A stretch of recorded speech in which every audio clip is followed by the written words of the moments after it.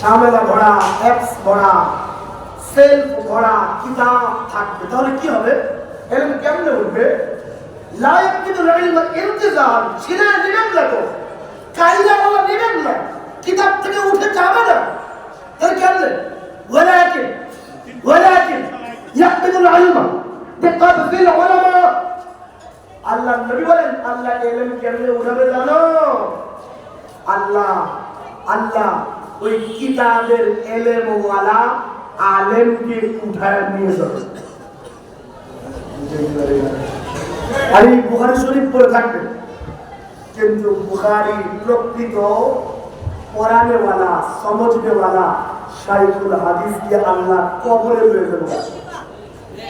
এইবার মনে বেরিয়ে পারবে, কোরআন পড়ে থাকবে, কোরআনের প্রকৃত তরজমা বুঝবে ওয়ালা মুফাসসির কোরআনকে আল্লাহ কবরে নিয়ে যাবে।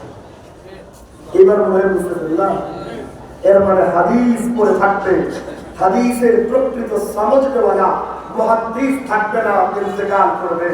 কোরআন তো পড়ে থাকবে, এর পর এক্স, তাকের পর তাক রাখা কিতাব পড়ে থাকবে, কিন্তু ওই কিতাব থেকে ইস্তেফাদা করে নেওয়া, প্রকৃত ওই কিতাব থেকে ইলম অন্বেষণকারী আলেম থাকবে না, প্রকৃত আলেম থাকবে না, প্রকৃত শাইখুল হাদিস থাকবে না, প্রকৃত মুহাদ্দিস থাকবে না, প্রকৃত মুফাসসির কোরআন থাকবে না। এরা সবাই কবরে চলে যাবে। এরপরে কি হবে? এরপরে কি হবে? মানুষের মাসআলা লাগবে তো, মানুষের কোরআন হাদিসের জ্ঞান লাগবে তো, তো মানুষ কি করবে?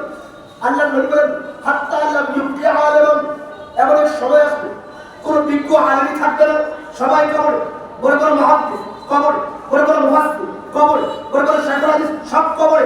এখন কি হবে? হাত্তা আল্লাহ ইউবতি আলেমান, এমন কোন আলেম থাকবে না। এখন কি হবে? মানুষ কি করবে?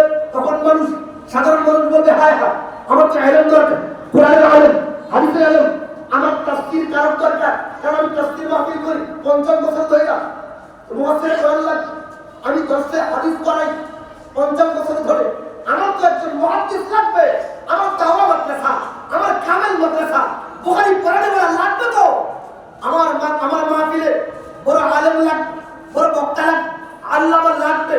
মানুষ চিন্তা করবে, হায় হায়, এখন কি করবো? তখন মানুষ ইত্তাখাযান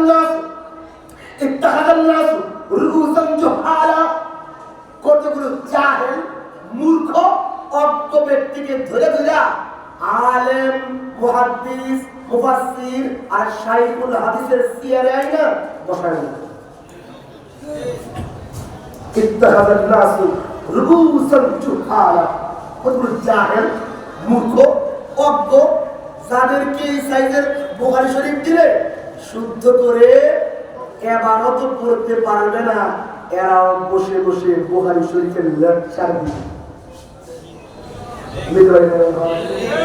আমার কথা নবীর কথা। সময় আসবে, সময় এমন আসবে, বিজ্ঞ আলেম যখন থাকবে না, কতগুলো জাহেল মূর্খ অজ্ঞ ব্যক্তি, এরা ঠিক মতো কোরআন শরীফের ইবাদতটাও শুদ্ধ করে করতে পারে না, এই ব্যক্তিও বসে যাবে মুফাসসির কোরআন হয়ে। আমি মনে হয় আফ্রিকার জঙ্গলের কথা বলছি, হ্যাঁ, এটা আমার সোনার বাংলাদেশের চিত্র বলতেছি। মুফাসসির কোরআন হাদিসের ইবাদত শুদ্ধ করে করতে পারে নাই, মনে হয় না, নাই মনে হয়, নাই।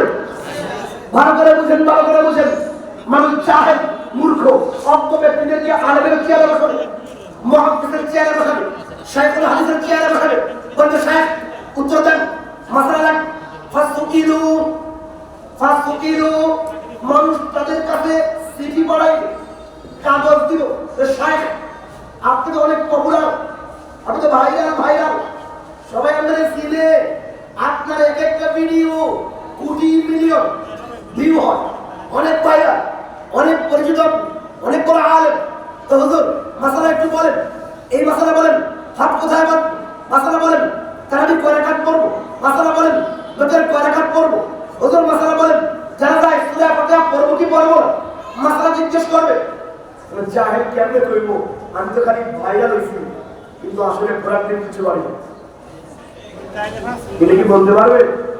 পারবে না। ফাসুইলু, যখন তাদের কাছে প্রশ্ন করা হবে তখন ফাআফতাউ বিগাইরি ইলমিন, কোরআন হাদিসের প্রকৃত ইলম না থাকার পরেও এই জাহেল লোকগুলো, অজ্ঞ লোকগুলো সেই প্রশ্নের উত্তর দিবে।